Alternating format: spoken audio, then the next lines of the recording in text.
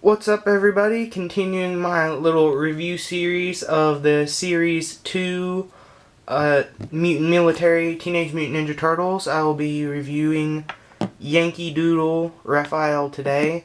Like all the Series 2 figures, this guy is from 1992. He comes with a really cool little muzzleloader rifle.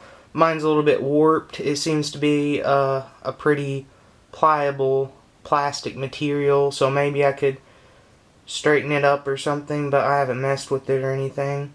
A really cool thing about it is, rather than like a regular bayonet on it, it actually has a tiny little side there. That middle prong probably should be a lot longer, but they probably didn't want kids getting hurt on it, like take out an eye on that thing. It's probably a safety issue. But it's a pretty cool little gun for a solid red piece of plastic. It also comes with a little water container right here.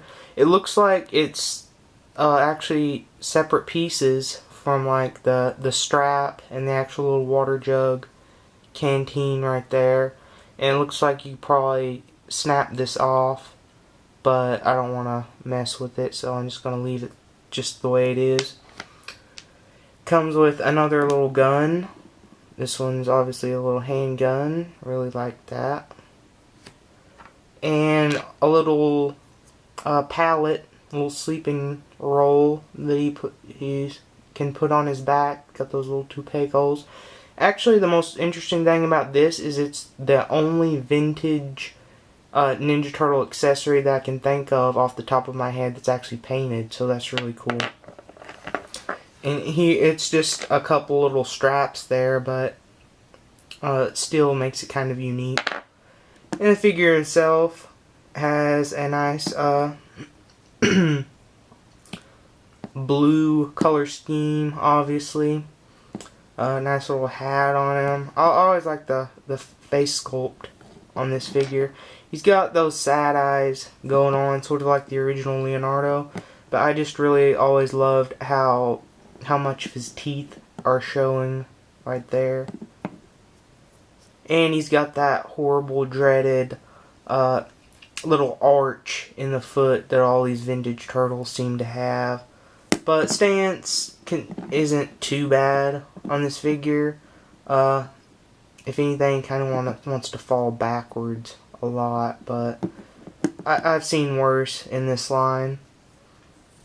And oh, he also has a little belt here, which you might count that as an accessory. You can take that off, but I'm not going to do it because it's a pain to get those things back on. It's actually kind of hard to get this one off in the first place, to be honest. It's got some little pouches on it. We got those little two peg holes for this piece. Go ahead and put that on there, if it will go. There we are. The paint job is actually absolutely outstanding on this figure, because they actually took the time to put little brown specks on its boot.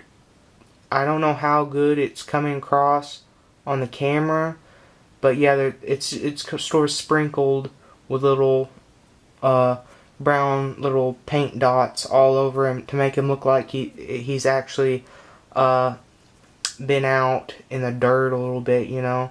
So that is really cool that they actually took the time to do that. And all the other paint on him, like the top of the hat, those red little guns crossed there, all perfectly painted. No paint smudges whatsoever.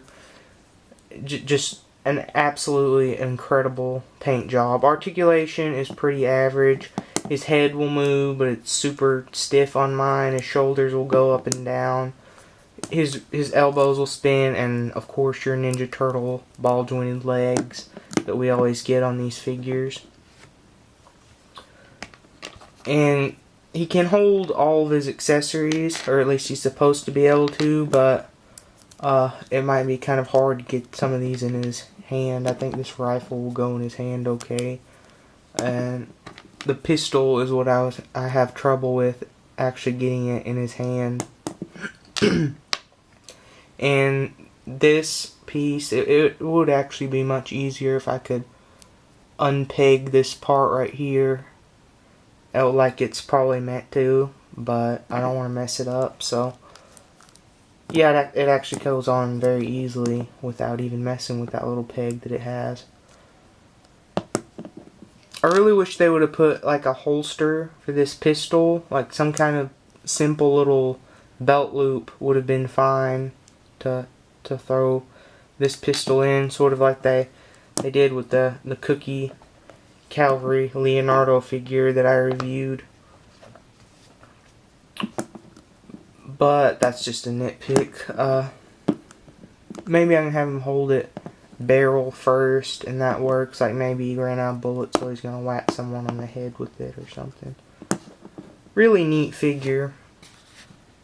Like I said in my other review of Leo here, this is actually one of my favorite themes that they've crossed with the Ninja Turtle toys, all these military figures. So yeah, there's a quick look at Yankee Doodle Raphael. This is a really cool figure. I have no complaints whatsoever really about this figure. I think the toy designers they just had a lot of fun and put a lot of effort into these vintage turtle toys.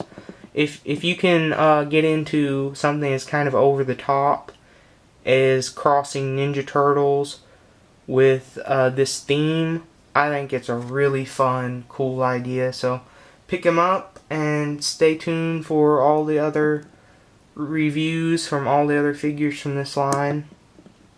See you next time.